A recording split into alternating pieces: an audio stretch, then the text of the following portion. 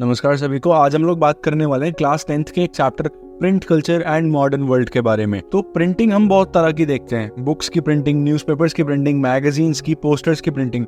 हर वो चीज जो कि पेपर पे उतारी जा सके वो प्रिंटिंग ही तो है।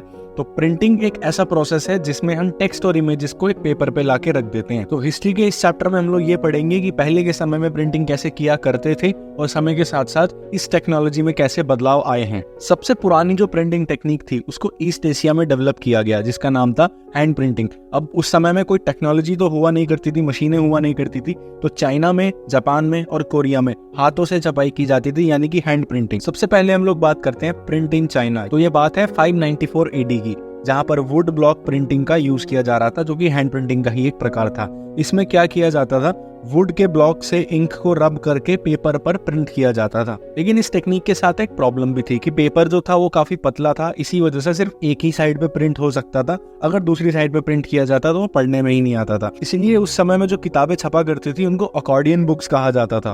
अब सबसे बड़ा सवाल ये उठता है कि इतने पुराने समय में चाइना में प्रिंटिंग की जरूरत क्या पड़ी। तो उस समय चाइना एक इंपीरियल स्टेट हुआ करता था जो कि अपने ब्यूरोक्रेटिक जॉब्स के लिए एग्जाम कंडक्ट किया करता था। तो काफी सारे चाइनीज सिटीजन्स इन एग्जाम्स की तैयारी किया करते थे, जिनकी पढ़ने की रिक्वायरमेंट को पूरा करने के लिए चाइना में प्रिंटिंग एक लार्ज स्केल पर होने लगी। अब 17th सेंचुरी आते आते चाइना में एक अर्बन कल्चर बूम देखा गया, यानी कि शहरीकरण। प्रिंट सिर्फ स्कॉलर ऑफिशियल्स की जरूरत ही नहीं थी, बल्कि मर्चेंट्स ने भी अपनी ट्रेड इन्फॉर्मेशन को डॉक्यूमेंट करना स्टार्ट कर दिया था। लेट 19th सेंचुरी में एक नया कंसेप्ट ऑफ प्रिंटिंग चाइना में इंट्रोड्यूस किया जाता है बाय वेस्टर्न कंट्रीज, यानी कि यूरोप से मैकेनिकल प्रिंटिंग मशीन चाइना लाई जाती। अब मैकेनिकल प्रिंटिंग की वजह से जो प्रोडक्शन थी प्रिंटेड मटेरियल्स की वो काफी ज्यादा चाइना में बढ़ जाती है। शंघाई एक नया प्रिंट कल्चर का हब भी बन जाता है। अब हम बात करते हैं प्रिंट इन जापान की। 770 AD के आसपास बुद्धिस्ट मिशनरीज के द्वारा चाइना से जापान लाई जाती है हैंड प्रिंटिंग टेक्निक। जो पहली जापानीज बुक उस टेक्निक से छापी गई उसका नाम था बुद्धिस्ट डायमंड सूत्रा, और ये oldest book of Japan publish की गई थी 1968 AD में। इसी तरह से जो 13 से 15 सेंचुरी का पीरियड था मेडिवल जापान का,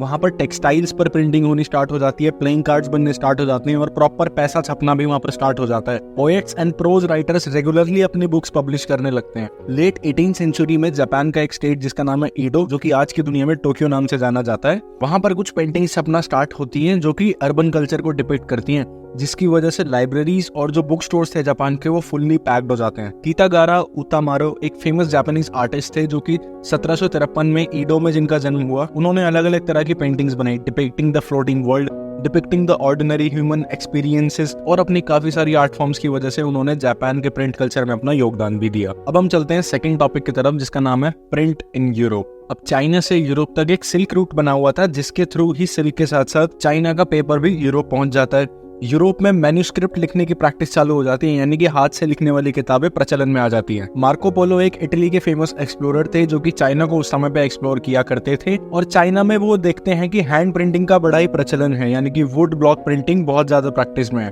तो 1295 में जब वो इटली वापस आ रहे होते हैं तब इस हैंड प्रिंटिंग टेक्निक को वो चाइना से यूरोप भी लेकर आते हैं, और यूरोप में भी वुड ब्लॉक प्रिंटिंग स्टार्ट हो जाती है। अब जो यूरोप की सोसाइटी के रिच लोग थे, जिनको एरिस्टोक्रेट्स बोला जाता था, वो इन प्रिंटेड बुक्स को ज्यादा प्रेफर नहीं करते थे, क्योंकि उनके हिसाब से ये प्रिंटेड बुक्स का पेपर जो था वो चीप क्वालिटी का था और ये उनके स्टैंडर्ड को नीचे लेकर आता था। एरिस्टोक्रेट्स के लिए एक अलग तरह का पेपर बनाया जाता था जो कि एनिमल स्किन से बनता था। ऑब्वियसली वेरी एक्सपेंसिव वो हुआ करता था, और उस पर मैन्युस्क्रिप्ट की जाती थी जिसको वेलम कहा जाता था। साथ ही जो वुड ब्लॉक प्रिंटिंग से हमारी बुक्स प्रिंट हो रही थी वो स्टूडेंट्स और मर्चेंट्स को काफी ज्यादा अफोर्डेबल लगती थी, और वो उसका भरपूर यूज भी करते थे। अब ये बात उस समय की है जब हैंड प्रिंटिंग यानी कि वुड ब्लॉक प्रिंटिंग यूरोप में उतनी ज्यादा फेमस नहीं थी। वहां पर बुक्स की डिमांड तो काफी ज्यादा थी पर सप्लाई काफी कम थी।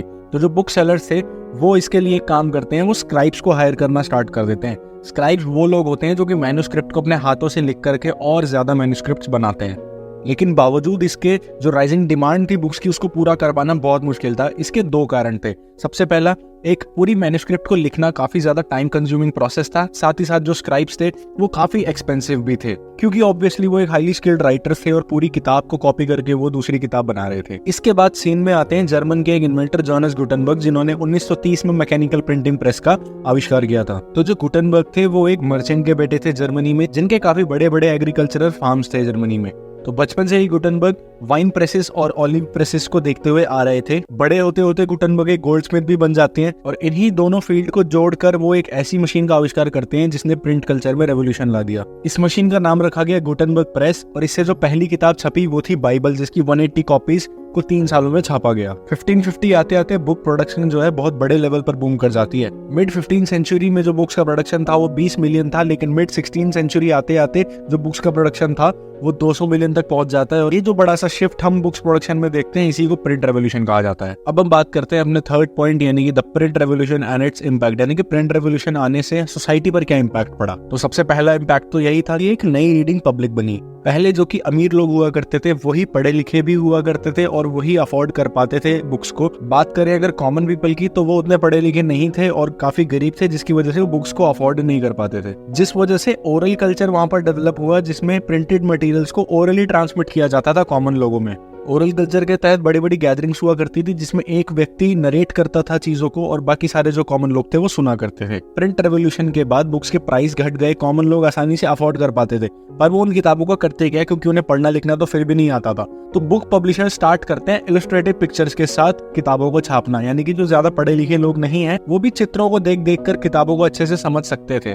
Religious debates and fear of print, कुछ लोगों को ये डर था अगर प्रिंट को कंट्रोल नहीं किया गया तो इररिलीजियस चीजें फैल सकती हैं। 1517 में मार्टिन लूथर जो कि एक रिलीजियस रिफॉर्मर थे वो एक चर्च को ओपन चैलेंज दे देते हैं उनकी काफी सारी रोमन कैथोलिक प्रैक्टिसेस को क्रिटिसाइज करते हुए और ये मांग करते हैं कि चर्च उनसे उनके आइडियाज पर डिबेट करे। मार्टिन लूथर की एक राइटिंग 95 थीसिस प्रिंट होती है जिसको काफी सारे चर्च के कैथोलिक्स पढ़ते भी हैं और उनके सपोर्ट में भी आ जाते हैं। अब जो चर्च था वो 2 पार्ट्स में बट चुका था, एक कैथोलिक्स और दूसरे Protestants. According to Martin Luther printing is the ultimate gift of God and the greatest one, print and dissent. तो ये कहानी है मनाक्यू की जो कि अपनी लोकेलिटी में अवेलेबल किताबों को पढ़ना स्टार्ट करते हैं एंड देन बाइबल में दिए गए मैसेजेस को मिस इंटरप्रेट कर एक किताब भी छाप देते हैं, जिसके बाद रोमन चर्च के सेंटिमेंट्स भी हर्ट होते हैं और वो इनको 2 बार पूछताछ के लिए भी बुलाते हैं। अल्टीमेटली उनको एग्जीक्यूट कर दिया जाता है यानी कि मार दिया जाता है, जिसके बाद ये रियलाइज किया जाता है कि सेंसरशिप लगाना बहुत ज्यादा जरूरी था और जिसकी वजह से 1558 में एक इंडेक्स ऑफ प्रोहिबिटेड बुक्स लाया जाता है जो कि ये बताता है कौन सी किताबें नहीं छपनी चाहिए। Fourth point, the reading mania. अब रीडिंग के इस बूम के बाद लोग बिल्कुल पागल हो चुके थे और उनको किसी भी कीमत पर बस रीडिंग करनी थी, जिसकी वजह से नई फॉर्म ऑफ लिटरेचर भी छपने लगती है, जैसे कि अल्मेनेक्स जो कि रिचुअल कैलेंडर था, बैलेट्स एंड फॉकटेल्स, चैप बुक्स जो कि इंग्लैंड में छपा करती थी और फ्रांस में बिब्लियोथेक ब्लू छपने लगती है। प्रिंटेड मटेरियल्स का जो प्रोडक्शन था वो काफी ज्यादा बढ़ चुका था, जिसकी वजह से एक मैडनेस लोगों में देखी गई रीडिंग के लिए, जिस एरा को रीडिंग मेनिया भी कहा जाता है। मिड 18th सेंचुरी आते आते लोगों के बीच एक कॉमन कन्विक्शन था कि अगर प्रोग्रेस और एनलाइटनमेंट को स्प्रेड करना है तो किताबें एक बहुत बड़ा जरिया थी। फ्रांस के एक नोवेलिस्ट थे लुइस सेबेस्टियन मर्सियर, जिनका कहना था कि बुक्स एक बहुत बड़ा रोल प्ले करने वाली है डेस्पोटिज्म को सोसाइटी से हटाने में। डेस्पोटिज्म का मतलब जहां पर सारी की सारी पावर सिर्फ एक ही परिवार के पास होती है। साथ ही साथ लुइस ने यह भी कहा, tremble therefore tyrants of the world, tremble before the virtual writer, यानी कि जितने भी क्रूर राजा हैं, मोनार्की है, उसको अब डरना चाहिए वर्चुअल राइटर्स के सामने। Print culture and French revolution, बहुत सारे हिस्टोरियंस का ये मानना है कि प्रिंट कल्चर की वजह से ही फ्रेंच रेवोल्यूशन हुआ था। इस बात को सपोर्ट करते हुए हिस्टोरियंस ने 3 आर्गुमेंट्स दिए। सबसे पहला, प्रिंट की वजह से ही एनलाइटनमेंट थिंकर्स को पॉपुलराइज किया गया पूरे फ्रांस में। प्रिंट कल्चर की वजह से लोगों के बीच डायलॉग और डिबेट करने का एक नया कल्चर बन गया था। अब फ्रेंच सोसाइटी 3 कैटेगरीज में कैटेगराइज थी। सबसे पहला क्लर्जी जो कि चर्च या फिर अथॉरिटीज के लोग थे, दूसरा नोबेलिटी जो कि राजा महाराजा थे, वहां की मोनार्की थी, और तीसरा कॉमनर्स जो कि कॉमन लोग थे। अब क्लर्जी और नोबेलिटी में आने वाले लोग अमीर थे, उन्हें टैक्स नहीं देना पड़ता था, पर जो कॉमनर्स थे उनकी हालत उतनी अच्छी नहीं थी, प्लस उन्हें टैक्स भी देना पड़ता था। तो 1780s में बहुत सारे लिटरेचर सामने आते हैं फ्रांस में जो कि इस चीज को बहुत ज्यादा क्रिटिसाइज करते हैं और लोगों की भी एक तरह से आंखें खुल जाती हैं, और इसलिए कहा जाता है कि प्रिंट कल्चर ने फ्रेंच रेवोल्यूशन में एक अहम भूमिका निभाई थी। The 19th century, 19th century के यूरोप में बहुत ज्यादा लोग लिटरेट हो गए थे और चिल्ड्रन, वुमेन और वर्कर्स भी बहुत ज्यादा किताबें पढ़ने लगे थे।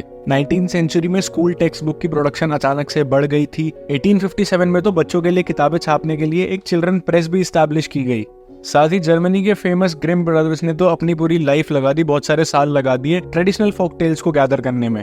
वुमेन्स के लिए भी ये दौर बहुत अच्छा था क्योंकि 19th सेंचुरी में ऐसी मैगजीन छपती थी जो कि बिहेवियर और हाउसकीपिंग को लेके महिलाओं को काफी सारी चीजें सिखा भी देती थी। यहाँ तक कि उस समय की राइटिंग ने एक स्ट्रॉन्ग पर्सनैलिटी वाली वुमेन, साथ ही डिटर्मिनेशन और सोचने की पावर रखने वाली महिलाओं की पर्सनैलिटी के निर्माण में भी बहुत हेल्प करी। वर्कर्स के लिए लेंडिंग लाइब्रेरीज को एग्जिस्टेंस में लाया गया। वर्कर्स जो है खुद किताबें पढ़ रहे थे, सेल्फ एजुकेटेड हो रहे थे और साथ ही साथ खुद किताबें लिख भी रहे थे। 19th सेंचुरी में और भी बहुत सारी इनोवेशंस देखने को मिलती है, जैसे कि सिलेंड्रिकल प्रिंटिंग प्रेस, जिसमें 1 घंटे में 8000 शीट्स प्रिंट करी जा सकती थी, और साथ ही साथ ऑफसेट प्रिंटिंग प्रेस, जिसमें एक टाइम पर 6 कलर्स को हम प्रिंट कर सकते थे। और 20th सेंचुरी आते आते तो पेपर फीडिंग भी इम्प्रूव हो चुकी थी, प्लेट्स की क्वालिटी भी इम्प्रूव हो चुकी थी, ऑटोमेटिक पेपर रील्स भी इंट्रोड्यूस हो गई थी, फोटो इलेक्ट्रिक कंट्रोल्स आ गए थे और किताबों के लिए जैकेट्स भी मार्केट में अवेलेबल थी। India and the world of print. Bharat का ट्रेडिशन और कल्चर हमेशा से ही काफी रिच रहा है। तो भारत में जो मैन्युस्क्रिप्ट्स लिखी जाती थी वो संस्कृत, अरेबिक और पर्शियन भाषा में लिखी जाती थी। साथ ही मैन्युस्क्रिप्ट्स को पाम लीव्स पर कॉपी किया जाता था और उनमें लकड़ियों के कवर लगाए जाते थे और फिर उनको सिल दिया जाता था। लेकिन मैन्युस्क्रिप्ट्स की लिमिटेशंस भी थी। एक तो वो बहुत ज्यादा एक्सपेंसिव थी और फ्रेजाइल थी, यानी कि नाजुक थी, वो आसानी से खराब हो सकती थी। दूसरा, मैन्युस्क्रिप्ट्स आसानी से समझने लायक तो बिल्कुल नहीं थी, क्योंकि हर एक स्क्राइबर का अपना एक स्टाइल था जो कि कॉमन लोगों को उतनी आसानी से समझ नहीं आता था। मिड 16th सेंचुरी में इंडिया में पोर्टुगीज मिशनरीज पहली बार प्रिंटिंग प्रेस लेकर आते हैं गोवा में। 1674 में अबाउट 50 बुक्स कोंकणी और कन्नड़ लैंग्वेज में इंडिया में प्रिंट हो जाती हैं। 1579 और 1713 में कैथोलिक प्रीस्ट जो हैं वो तमिल और मलयालम भाषा में भी भारत में किताबें प्रिंट करते हैं।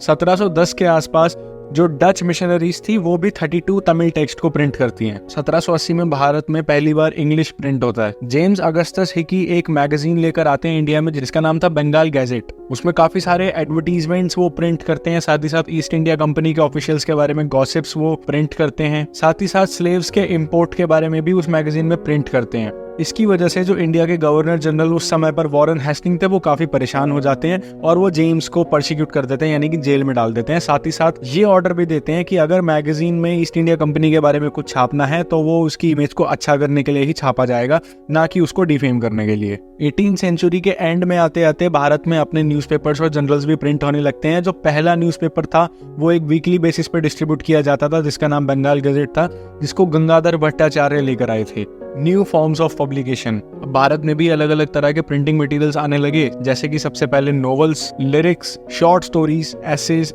जिसमें लोग अपने इमोशंस बताते थे, अपने एक्सपीरियंसेस बताते थे, अपने रिलेशनशिप्स के बारे में बताते थे और कहानियां तो बताते ही थे।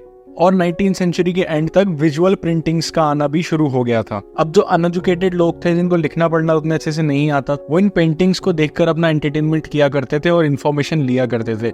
भारत में एक फेमस पेंटर थे राजा रवि वर्मा, जिन्होंने इस चीज को स्प्रेड करने में बहुत इंपॉर्टेंट रोल प्ले किया था। रश सुंदरी देवी एक बड़ी यंग शादीशुदा महिला थी जो कि एक बड़े ऑर्थोडॉक्स हाउसहोल्ड से बिलोंग करती थी, जिनको ऑब्वियसली पढ़ने नहीं दिया जाता था, तो वो अपने बच्चों की किताब से किचन में जा जाकर छुप छुप के पढ़ाई करती थी। उन्होंने ही 1876 में पहली ऐसी ऑटोबायोग्राफी लिखी जो एक महिला द्वारा लिखी गई थी, जिसका नाम था अमर जीवान, जो कि बंगाली लैंग्वेज में लिखी गई थी।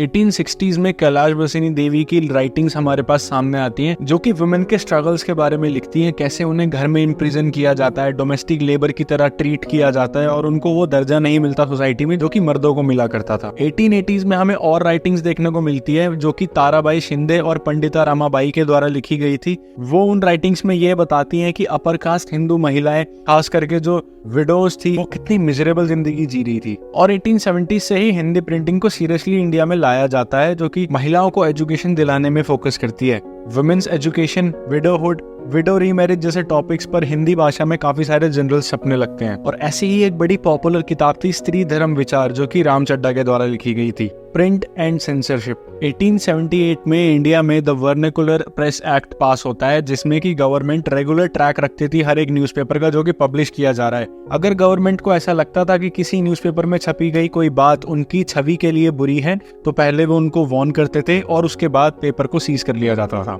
अब सेंसरशिप तो भारत में लग गई थी, पर फिर भी लोगों के मन में एक नेशनलिस्ट की भावना आ रही थी, जिसकी वजह से ऐसी प्रिंटिंग्स बार बार सामने आ रही थी।